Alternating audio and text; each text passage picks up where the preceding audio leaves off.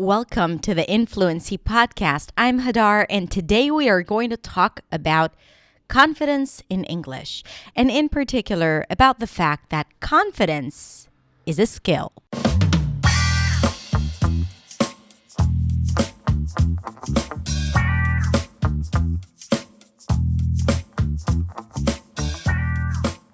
Hey everyone, welcome back. Thank you so much for tuning in. Now, confidence is a big topic when it comes to speaking English as a second language or speaking any other language or living and doing things in life. All of that requires confidence, showing up, speaking to people with authority, talking to your spouses or kids or parents.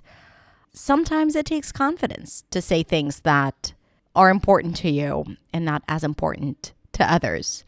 Or there are many other situations where we feel like we could use more confidence, right?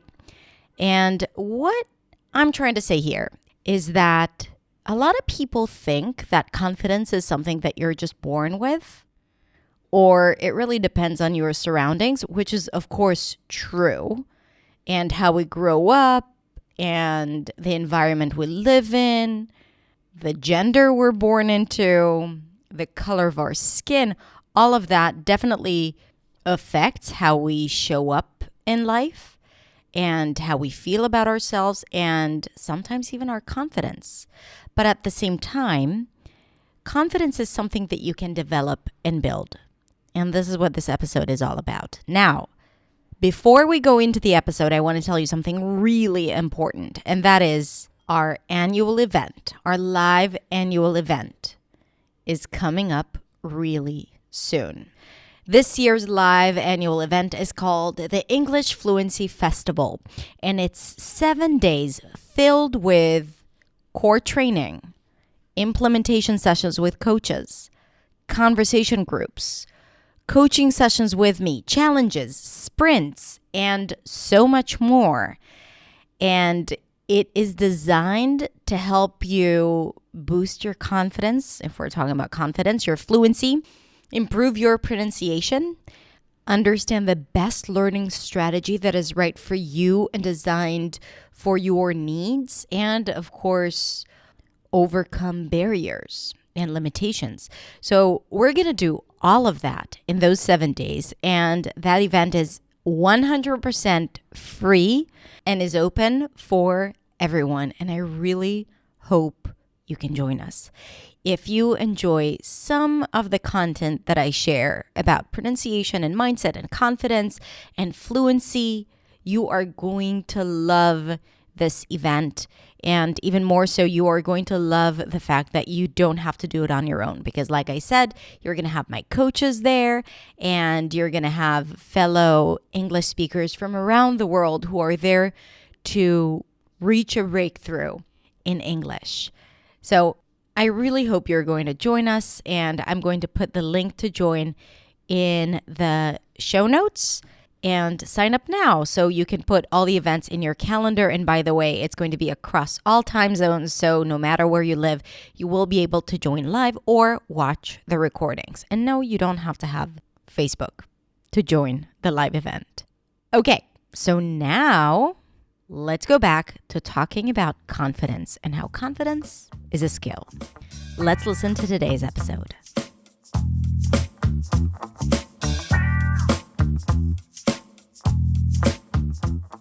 Hey everyone, it's Hadar. Thank you so much for joining me. Today we are going to talk about confidence. Now, when I ask my students and followers what is the one thing or the few things that they would like to improve about their English, they usually mention something related to either pronunciation or flow or grammar, but then right after that, they also say, I really want to be more confident when speaking English. So confidence seems to be the one thing that people crave the most, yet they're not sure how to achieve it. Now, here's the thing. While confidence definitely improves the more you practice your English and the more you put your English into use and you use it speaking to other people. And of course, the more you increase your knowledge and improve your knowledge and you become more aware of what it is that you're doing and how to use the language, of course, that is going to boost your confidence and help you feel more confident and in control and in charge when you're communicating in English. However, what if we also looked at confidence as a skill in and of itself? So just like English or basketball or cooking or knitting or ice skating, where all of those things are skills that need to be practiced and improved, what if it's the confidence that we were to practice and improve and not just English? So yes, confidence is a byproduct of improving your English, but we can also address working on your confidence and your mindset. And that alone will help you become more confident. And when you're confident, you're also more fluent, because lack of confidence definitely affects your flow and fluency and the availability of the language in your head. So it's a win-win situation. So on one hand, to improve your confidence, you need to improve your English, but to improve your English, you should be working on improving your confidence as well. So in this video, I'm going to share with you a few exercises and mindset tips that are going to help you work on your confidence and not just on your English. Now, I have tried these exercises with my students in my programs, because in my programs, I really tackle this idea of confidence and mindset because I think it's an intrinsic part of learning a language. And I have to tell you that they love those exercises, and now I'm sharing them with you. Now, if you're new to my channel, then let me introduce myself. My name is Hadar. I'm a non-native speaker of English, and I am here to help you feel confident, clear, and free when communicating in English. And if you want to find out more about how I can help you reach your goals in English, come on over to my website at hadarshemesh.com or follow me on Instagram at hadar.accentsway, because over there I share with you a lot of exercises and resources for you to get to where you want to be. Now, let's talk about confidence as a skill. The first exercise is the appreciation practice. Every day, I want you to take a moment and think about the things that you were able to do thanks to your English.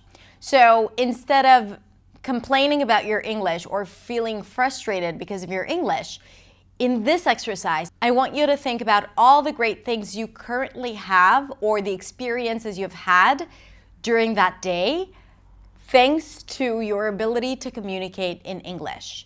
Whether it's you living in an English-speaking country and something good happened to you and that wouldn't have been possible without the knowledge of the language. Or maybe you had a good conversation, or maybe you just had a really good practice, or maybe you just stayed consistent and did the work, and that was something that you're proud of and you're appreciative of. Right? So the idea is to start showing more appreciation towards your English, because then it would not feel like an enemy you need to battle or something you need to overcome, but English will become your friend and English will become a part of you and who you are and what you do. So at the end of each day, I want you to write down one or two things that you are now able to do thanks to your English. Or you can just write a couple of things that you're proud of that you did related to English. The next exercise is called choosing your words. And I learned this exercise from the brain coach, Jim Kwik. Now, Jim Kwik suggests that every time you find yourself using need to, you want to change it to get to. It also has to do with this appreciation work, that you are not doing something just because you have to, but you are appreciative of the fact that you get to do them. Because listen, so many people in this world don't even have access to the internet, and they are unable to watch this video to learn and to improve. You have the ability and the privilege of learning English through the internet. Otherwise, you wouldn't be here watching this video, which is incredible. So even if it feels like the odds are against you sometimes because you don't have places to practice, you feel frustrated, you have no one to give you feedback, remember that you still have access to all this knowledge. And this is something that you don't want to take for granted. So even if you feel like, oh, I need to work on my grammar or I need to practice English, what if you changed it to, I get to practice my English, I get to improve my grammar. And then that alone can create a mindset shift where you focus on the positive rather than on the negative. And there is nothing more motivating and inspiring than feeling positive about your experience learning English. Because when you have all those negative feelings, it just pulls you down and you don't really want to do the work and you feel frustrated and you start being hard on yourself, and all of that does not lead to a productive place.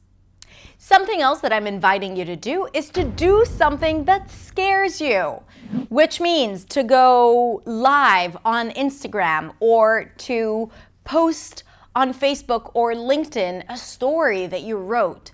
Or you can start uploading videos on a regular basis in the Influency, our community for global speakers from around the world. Or you can start going to job interviews, to jobs that you don't even want, but you want the practice or the experience of interviewing in English because it freaking scares you. The idea is to think about something that really scares you, but inside you feel like this is something that you could potentially do, or that would be interesting. Or maybe you look at the people who are able to do these things and you're like, they're so confident, they're so lucky. So the idea is to start doing it before you feel the confidence. So do something that scares you, whatever that is. And if you can think of something that scares you, write it in the comments below and say, I am going to go live on Instagram, start a YouTube channel, go to a job interview in English, or whatever that scary thing is for you. All right? So I'm gonna be reading your comments. Make sure to comment it below. Another thing that I want to talk to you about is managing your negative thoughts. Managing your negative thoughts is a skill that you want to develop, and that is going to help you boost your confidence, because the negative thoughts that you're experiencing while speaking in English or learning English or practicing English is something that is affecting your confidence. So managing those thoughts is something that can help you improve your confidence. Again, working on developing the skill of confidence. So one of the ways to do that is to use pattern interrupt. Pattern interrupt is when you get into the pattern of those negative thoughts. Oh, it's not possible for you. Oh, you won't be able to do it. Oh, why even bother because you are not talented in learning languages, right? Like when that pattern of negative thoughts, you know what it is for you. When that starts happening in your brain, I want you to break the pattern.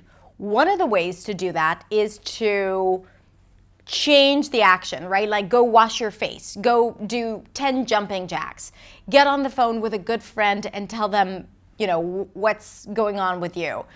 Yell into your pillow, this is I am not going to listen to those thoughts. Or you can simply say to yourself, stop it, and then move away to something positive. The idea is to not get into that pattern, right? And not dwell in it and think about it too much, but instead to just shift from that situation and move into something else that is more productive.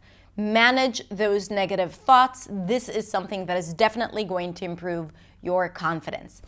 Okay, so these were a few exercises that you can do to boost your confidence, but there are many, many more. So if you have any other suggestions or tips or exercises that you'd like to share, please share them in the comments with the rest of the community. Now, if you like this video, consider liking it and subscribing to my channel because I share with you a valuable lesson every single week. And also, you can share it with friends who also need this confidence boost. Thank you so much for watching, and remember that making mistakes is the only way to learn. So stop being afraid of mistakes, stop being afraid of not being perfect, and just get into the work of using English so it starts serving you. All right? And I'm here to help. I got you. Have a beautiful week, and I'll see you next week in the next video. Bye.